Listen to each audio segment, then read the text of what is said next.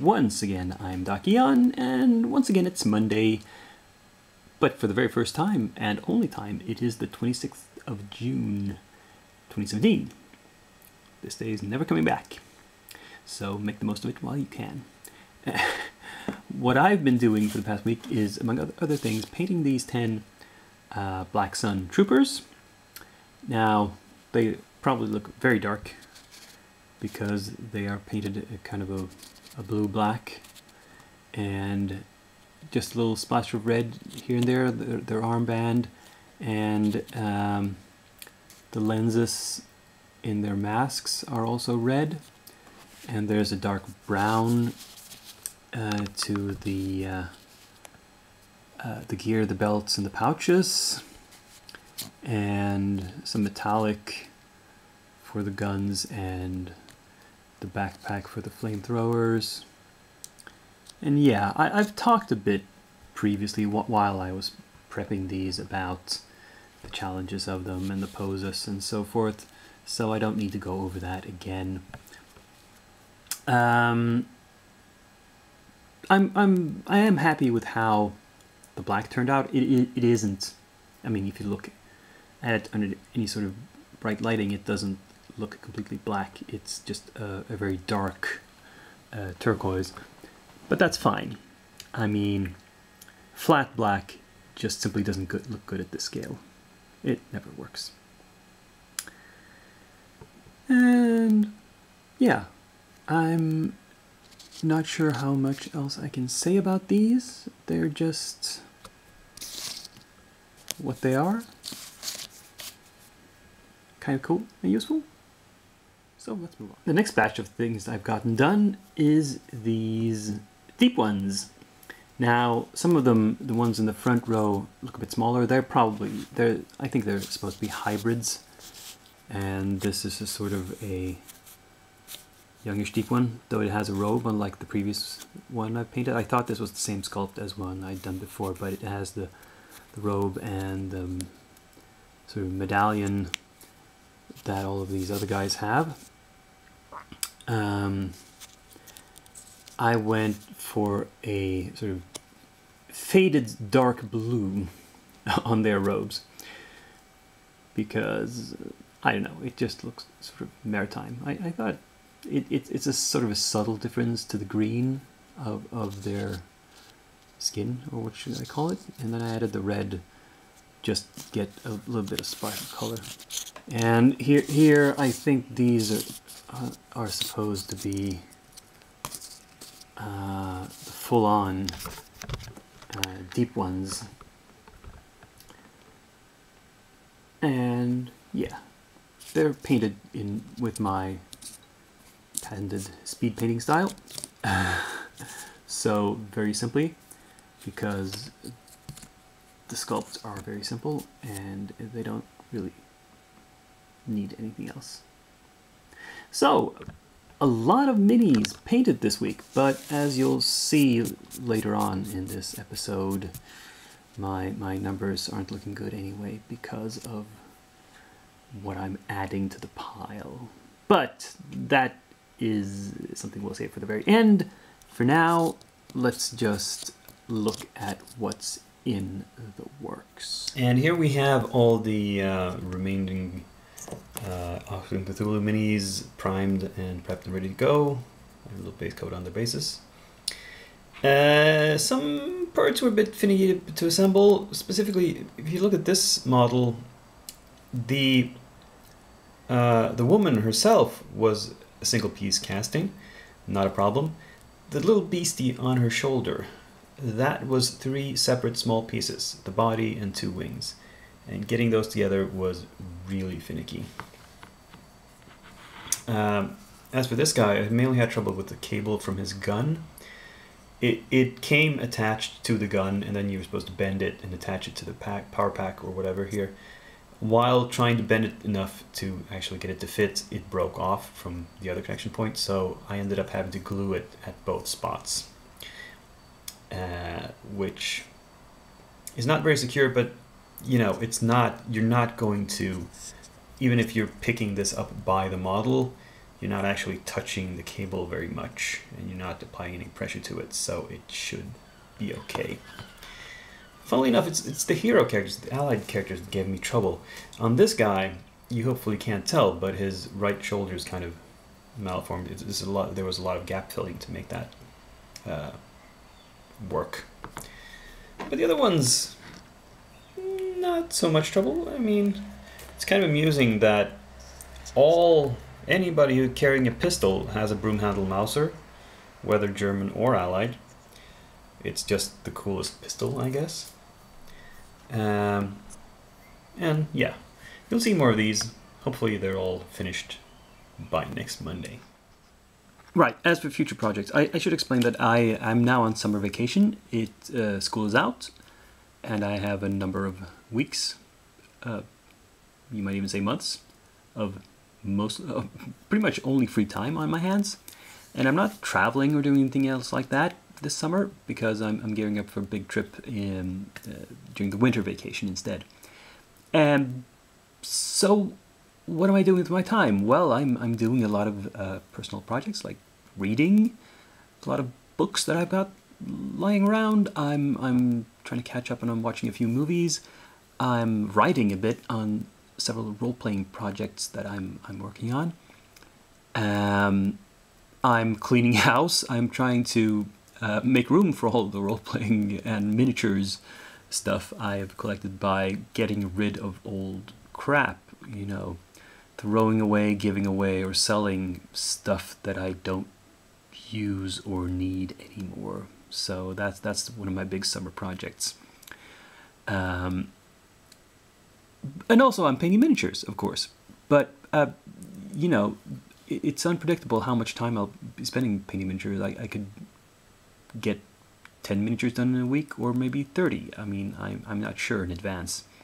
So instead of just saying specific minis I want to paint until next week or prep, I'm just going to show you the pool I'm pulling from at the moment. Because I'm working on the sort of Cthulhu theme.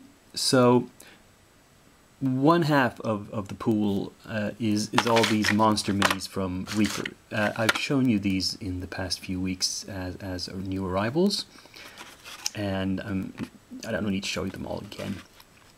The other pool is the remainder of my Blind Beggar miniatures.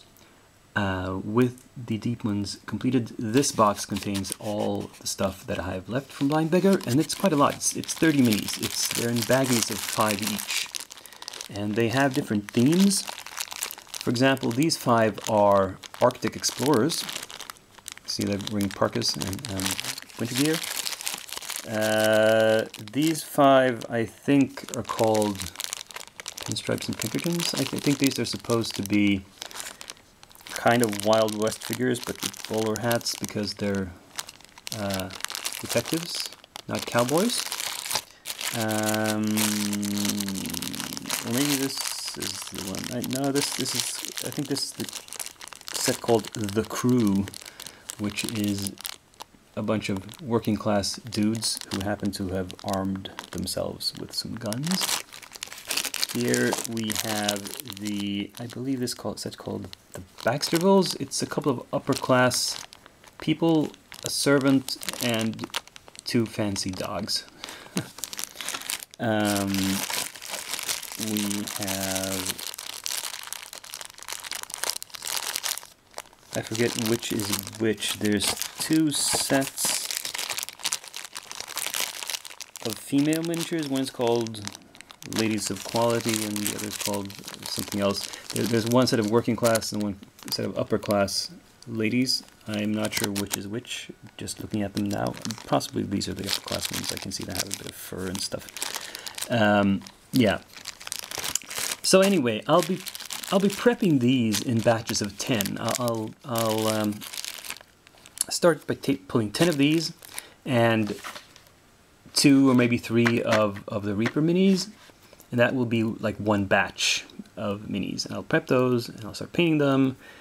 And if I'm realizing this is going really fast, and I will, you know, I don't have enough to do until next week, until next Monday, I will prep another batch. I'll take the next 10 and a couple of the monsters and just work my way through it that way. So, we'll just have to see a week from now how far I've gotten.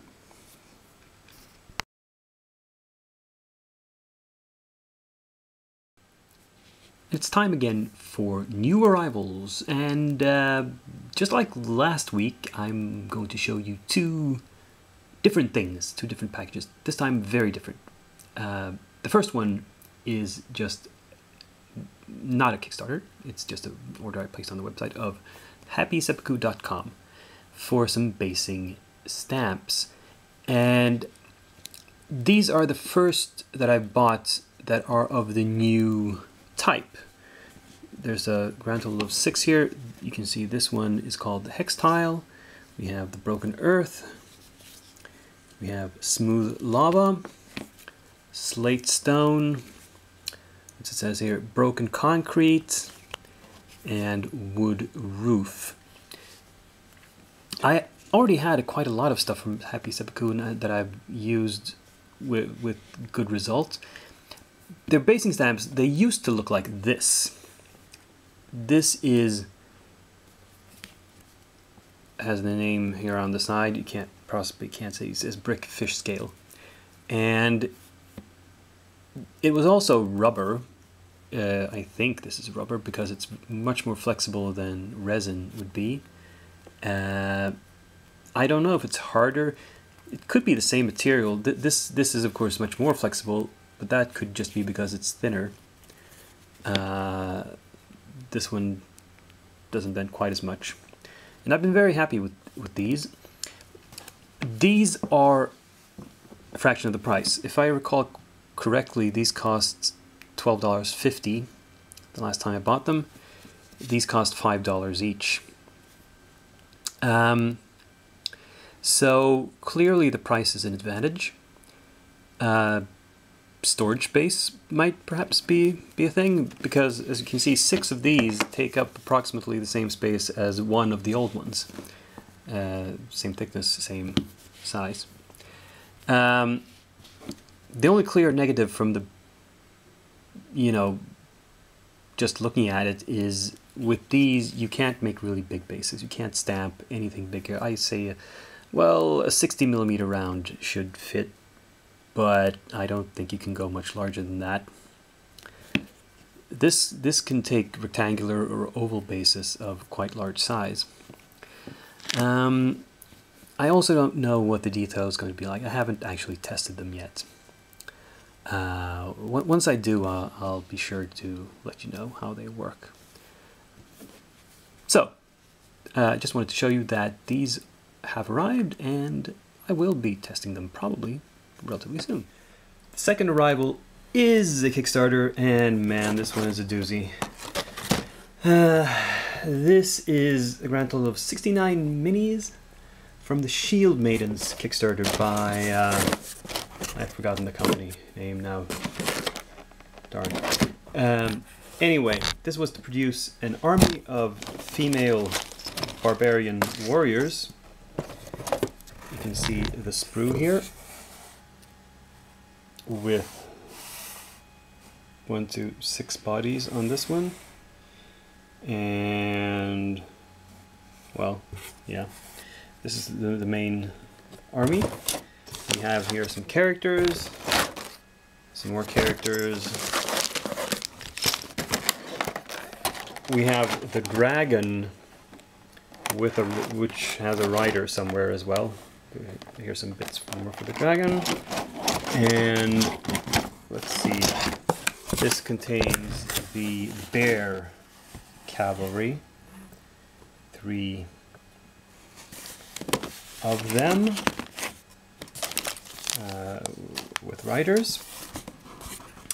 And I backed this a long time ago. This one took a while to arrive. And, oh, here's the basis, by the way. It's 25mm square basis. They're clearly designed for old school fancy army games like, well, Warhammer Fantasy Battles perhaps, or maybe Kings of War, though Kings of War would use 20mm basis, I think.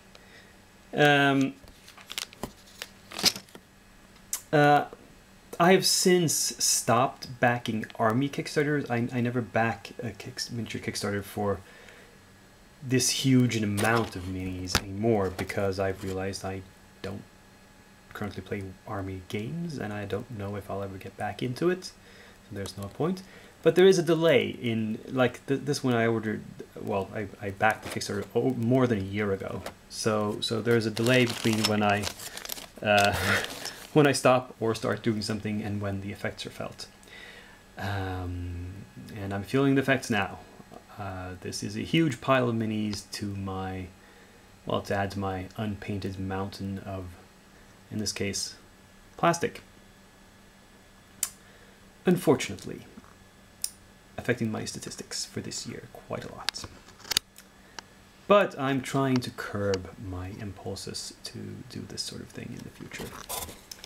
And whenever I do get around to painting these, I expect I'll have fun because they are nice sculpts. They're a nice concept, and I just maybe didn't need as many of them.